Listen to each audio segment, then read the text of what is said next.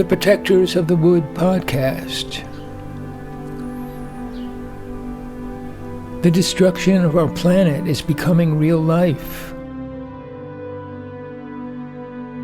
Remember that everyone can make a difference and every action counts. This podcast tells the story of misfit teenagers struggling to band together and help our world through this crisis. Episode number 75. The police close the free store.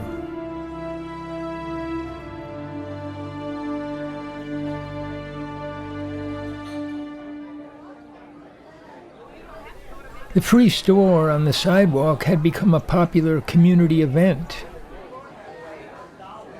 The crowd exchanged news of the closing of the stores and the fires in the trailer park.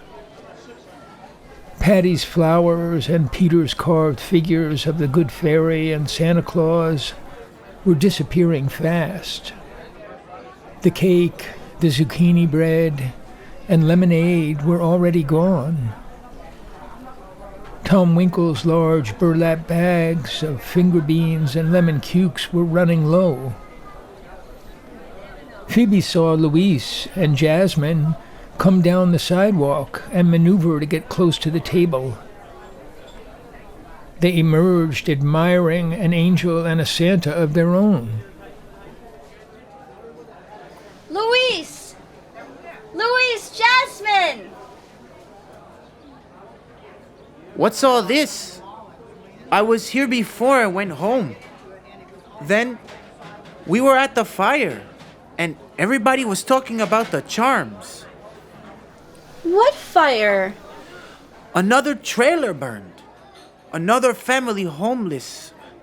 The third one this month. I've got to go up there and visit. Kids we know? No, but anybody could be next.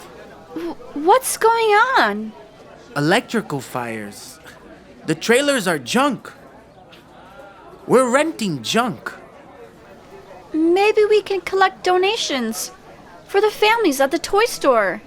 But the stores are closed. Don't worry. I've got a feeling about it.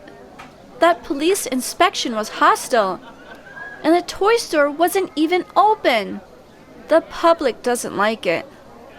Look at all these people. And Stephanie's uncle said a TV crew is coming. This is big news. Nico, Gio, and their soccer friends surrounded Phoebe, Jasmine, and Louise. They were all munching finger beans and drinking lemon cukes. Nico squirmed through the crowd until he was next to Phoebe and Louise. Can't we practice in the backyard, even if the stores are closed? Can't Louis ref a few games? I don't think so. For now, we have to take a break. Why are those police bothering us? It's a long story. Let's just leave it alone for now. It's all about the watchers. Leave it alone, Nico. How about those highway cops parking over there?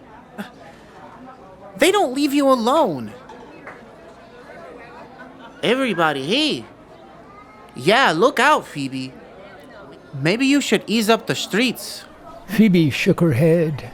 I'm sick of this. The state police car had double parked down the block. Two officers with wide-brimmed hats and gray uniforms walked up the sidewalk and into the crowd. Phoebe recognized Captain Bloward from the night before.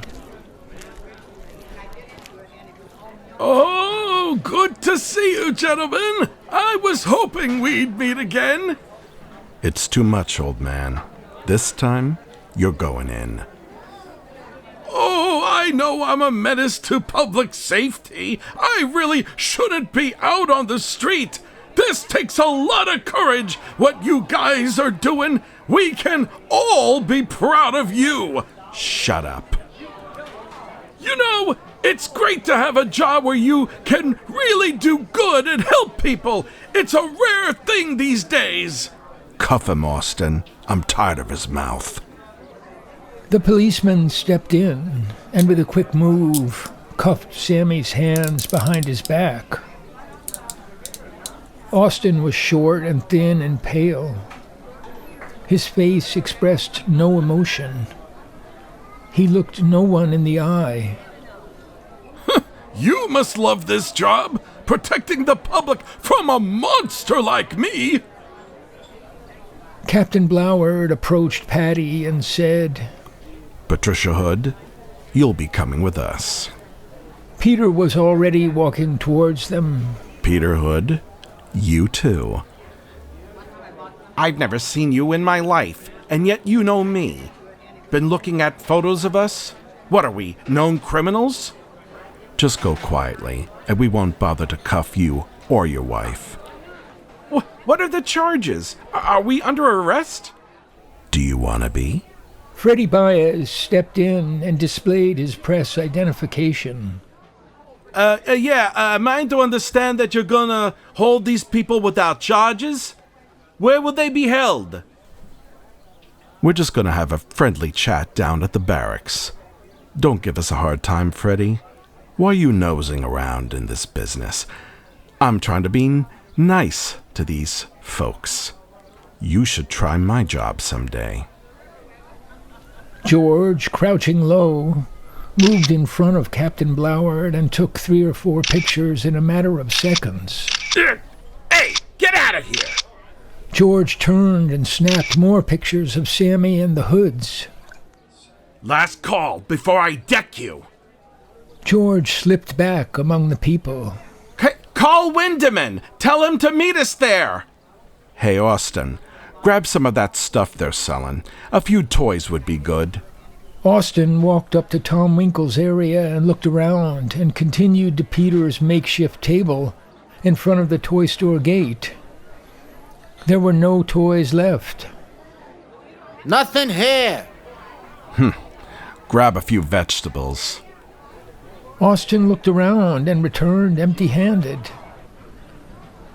Patty walked back to her flower display and scooped up the few remaining blossoms, somewhat bedraggled. She presented the bouquet to the captain. Will these do? The captain stared coldly at her, refusing to take the offering. A finger bean suddenly flew out of the crowd and slapped into Captain Bloward's cheek. What the God in heaven? He stood at high alert, staring into the crowd. Sweat gleamed from his cheek and neck. His eyes moved frantically. Just let me get my hands on...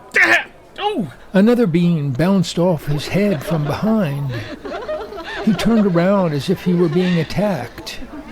The sound of laughter broke out, stopped, and began again in another part of the crowd. Soon the laughter was general, coming from every direction, and more beans flew. The captain grabbed Patty and Peter by the elbow and pulled them hurriedly toward the car. Peter shook his hand off, but continued walking quietly. Austin took Sammy by the elbow and hustled him along. The boys on skateboards, the girls and their friends, even the adults, all followed at a distance. Once his prisoners had been pushed into the back seat with Austin riding shotgun, Captain Bloward ran back toward the crowd, looking for a victim to punish. But the boys had foreseen this maneuver and were already scattering at a safe distance. The captain was unwilling to arrest a girl or an adult. Meanwhile, Freddie Baez talked with Sammy through the window, and George madly snapped pictures of the action. The crowd rolled forward like an avalanche and surrounded the police car. Captain Bloward saw his mistake and ran back, pushing people out of the way like a football player. He jumped into the driver's seat and gunned the motor. Only then did the people retreat. The red lights flashed. The siren wailed. Captain Bloward screeched the car into a U-turn and roared down Bridge Avenue toward Main Street.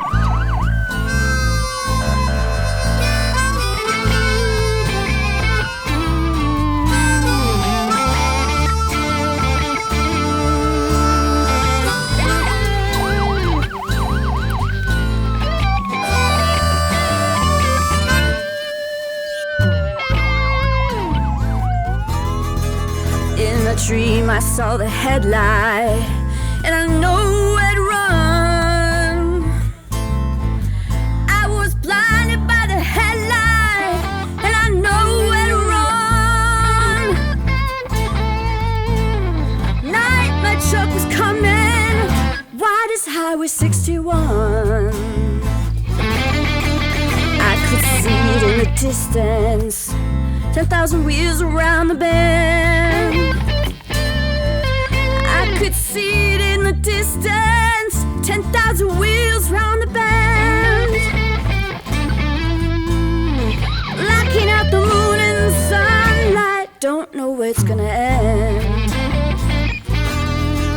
All night my truck is coming, biggest mountain rolling by. All night my truck is coming, biggest mountain rolling by. It sounds like thunder rolling. Don't you hear the people cry?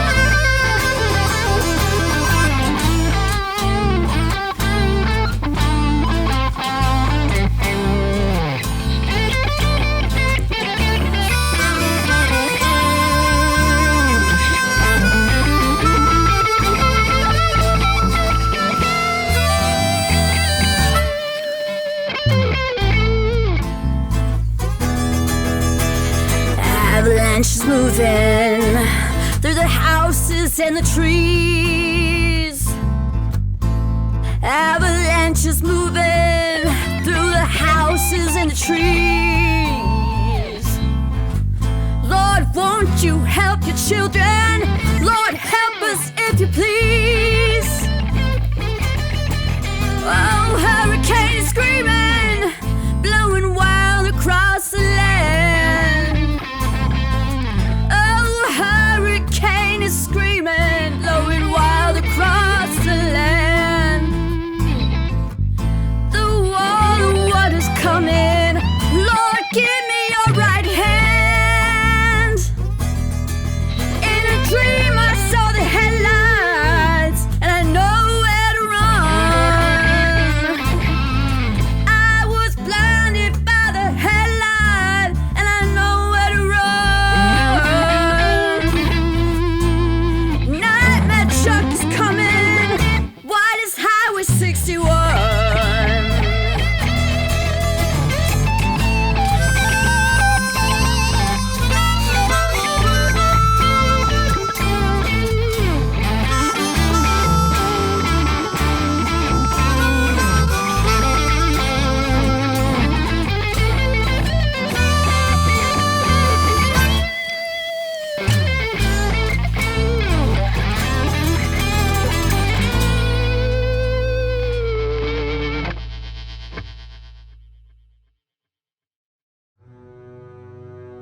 Thanks for listening to the Protectors of the Wood podcast.